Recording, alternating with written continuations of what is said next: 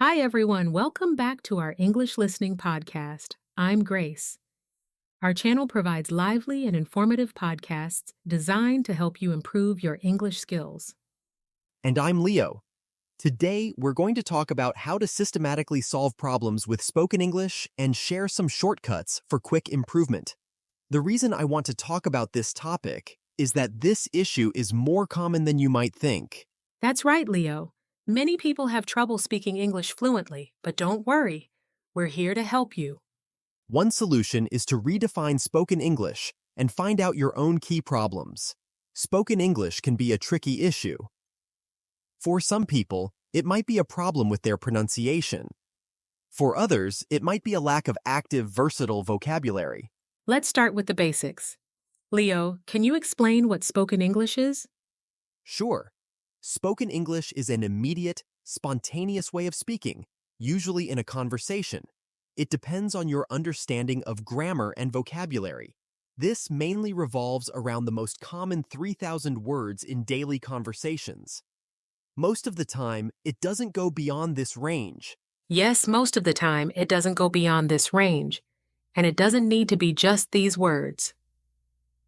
But first, you need to learn to use these key, essential, common words. Then you can learn to use them faster and more fluently. Spoken English is a type of verbal output that relies on your vocabulary and grammar.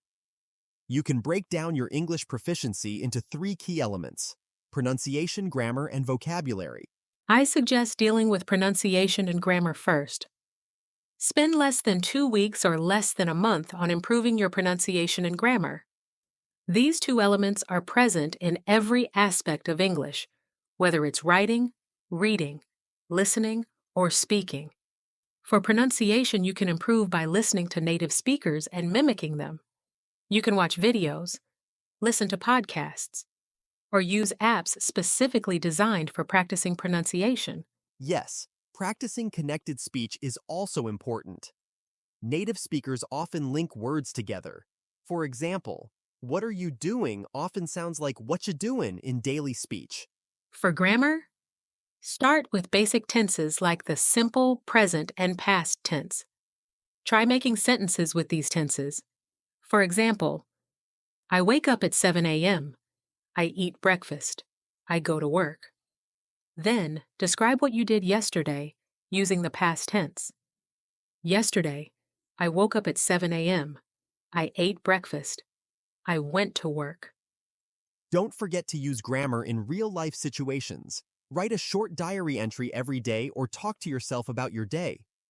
You can also use grammar apps or websites, such as Grammarly and Duolingo, to practice grammar interactively. Next is vocabulary, which is very important. Start by focusing on the most common words. You can use a good dictionary to explain different meanings and provide example sentences, such as the Oxford Learner's Dictionary. Yes, then ideally, you should move on to the vocabulary stage as soon as possible. Once you enter the vocabulary stage, limit the words you learn to the range of 3,000 words. That's right. When it comes to learning these words, the key word is master, not just know. So, how do you master these words? First, you need a good dictionary, a comprehensive one that explains different usages, contexts, definitions, and meanings of words, and gives you sentences and phrases you can replicate and mimic in your daily life. Yes, don't just memorize words. Learn how to use them in sentences. For example, if you learn the word book, practice using it in different sentences like, I rate a book, can you book a table, and she is an open book. Now, for those who want to improve quickly, here are some shortcuts. First, practice speaking with native speakers or use language exchange apps like HelloTalk or Tandem. Yes, speaking with native speakers is very effective. They can correct your mistakes and help you learn natural expressions. Finding a language partner is also helpful, and you can help each other. Another shortcut is to learn phrasal verbs. Phrasal verbs are very common in English. For example, give up means to stop trying, and look after means to take care of. Using phrasal verbs can make your speech sound more natural. You can find books or online resources specifically about phrasal verbs. For example, English Phrasal Verbs in Use is a great beginner's book. You can also use conversational textbooks or materials.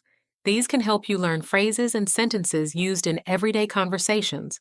A great resource is the book Conversational American English. Remember, practice is key. The more you practice speaking, the more confident you will become. Try to immerse yourself in an English-speaking environment. Watch movies, listen to music, and read books in English. That's right, Leo.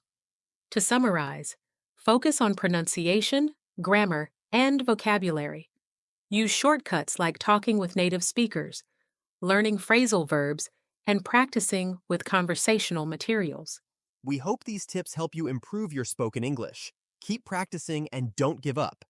Additionally, it's important to limit your input to a specific range of vocabulary at the beginning, whether it's 3,000 or 4,000 words, and to stick to one region's English. Don't watch British English and American English materials at the same time. Often, people with the best intentions study everything from TED Talks to American TV shows, movies, English textbooks, BBC, CNN, or news broadcasts. These vary not only in vocabulary range, but also in regional English. When you watch BBC and CNN at the same time, the expressions don't fully overlap, especially with common spoken expressions.